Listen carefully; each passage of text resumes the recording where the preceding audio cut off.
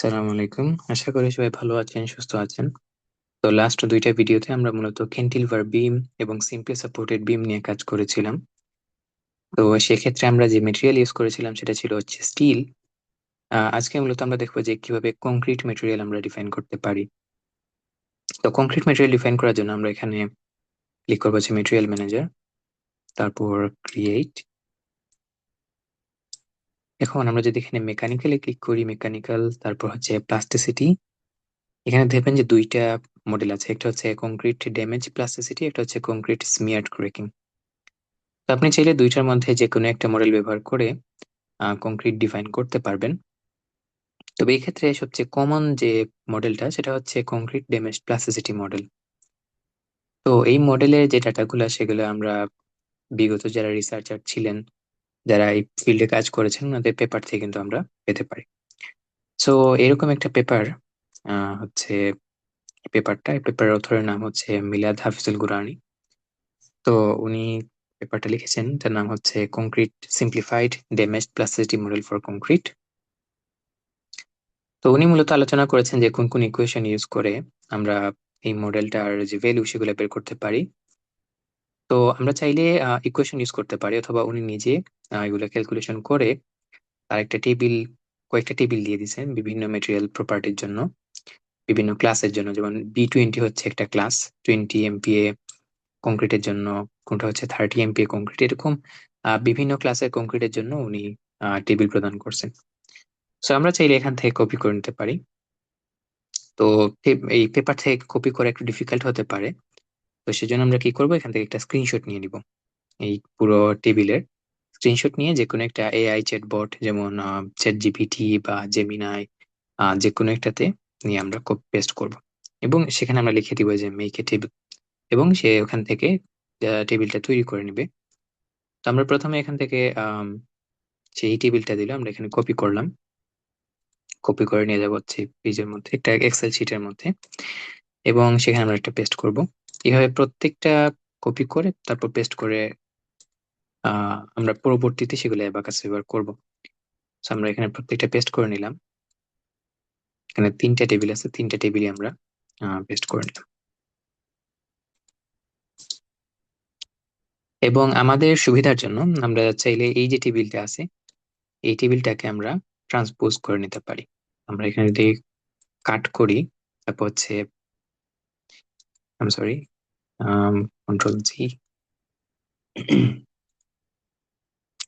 আচ্ছা, এটা আবার পেস্ট করে নিই আমরা, কন্ট্রোল V। তারপর এটা কপি করলাম, কপি, তারপর হচ্ছে এটাকে আমরা ট্রান্সপোজ করি। তো এখানে পেস্ট স্পেশালে গেলে আপনি এই অপশনটা দেখতে পারবেন, transpose rows and columns. So transpose করে নিলাম, তো সুবিধা কি আমরা একটু পরে বুঝতে পারবো। এবং আরেকটা বিষয় মাথায় রাখবো যে এখানে এককগুলা সবগুলা ঠিক আছে কিনা, ভ্যালু সবগুলা ঠিক আছে কিনা, এগুলো চেক করা লাগবে, কারণ AI ভুল করতে পারে। তো আমাদের সেখান থেকে সাবধান থাকা লাগবে। তো আমরা প্রত্যেকটা ভ্যালু এখান থেকে চেক করে নিব। এবং এখানে খেয়াল করেন যে এখানে ভ্যালু দেয়া আছে হচ্ছে 21.2 GPa, গিগাপাস্কেল, কিন্তু আমাদের এবাকাসের মধ্যে সেই ভ্যালুটা মেগাপাস্কেলে থাকে। তো আমরা সেই ভ্যালুটা চেঞ্জ করে নিব 21,000 মেগাপাস্কেল, এবং বাকি সবকিছু ঠিকঠাক আছে। তো এখন আমরা চলে যাব হচ্ছে আমাদের এবাকাসের মধ্যে। প্রথমে আমরা এই প্যারামিটার গুলো একটু কপি করে নিব। সো আমরা কপি করে নিলাম হচ্ছে আমাদের ভ্যালু, এই যে ইয়াং মডুলাস এবং পয়সন রেশিও, এবং কপি করলাম, এবং চলে যাব আমাদের এবাকাসে। তো এবাকাসে এখানে আমরা নতুন একটা প্রপার্টি ক্রিয়েট করব, ক্রিয়েট।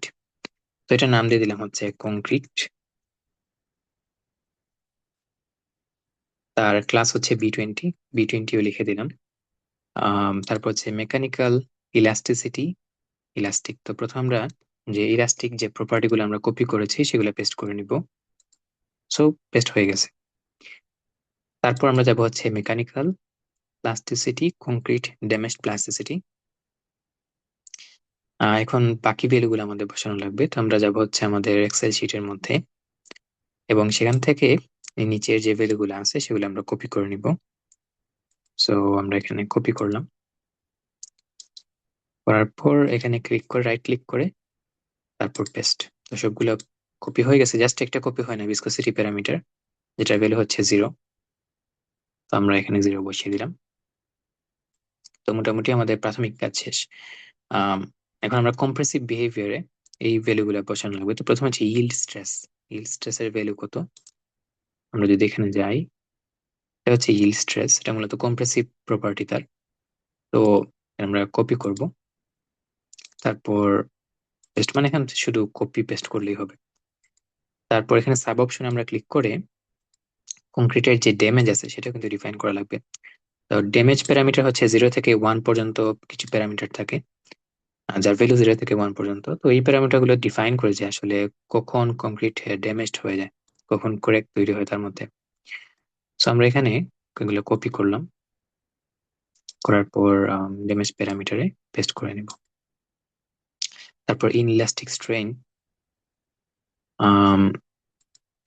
দেখে ইনইলাস্টিক স্ট্রেইন যে দুইটার জন্য এটা কমন, তো আমরা সেম ভ্যালু দুইটাতে পেস্ট করলেই হবে।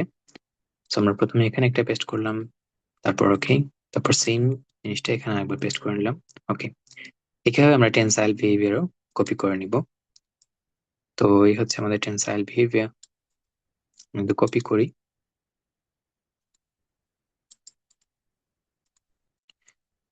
পুরোপুরি কপি হয় নাই, তো এই ক্ষেত্রে আমরা ম্যানুয়ালি ইনপুট দেওয়া লাগবে। সেক্ষেত্রে আমাদের প্রথমটা ভ্যালু হচ্ছে 0.02, আর এই ভ্যালু হচ্ছে 0.0094।